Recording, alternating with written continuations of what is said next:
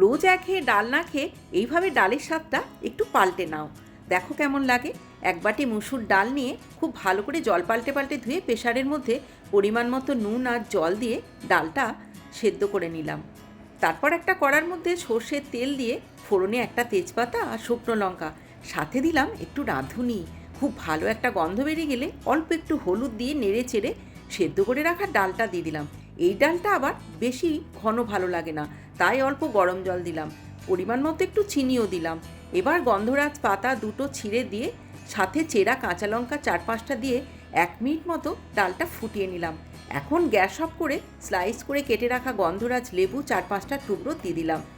এখন ঢাকা দিয়ে এই ডালটা কিছুক্ষণ রেস্টে রেখে দিচ্ছি।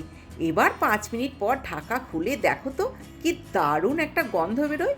এবার সুগন্ধযুক্ত ডাল গরম গরম ভাতের সাথে পরিবেশন করে দিলাম।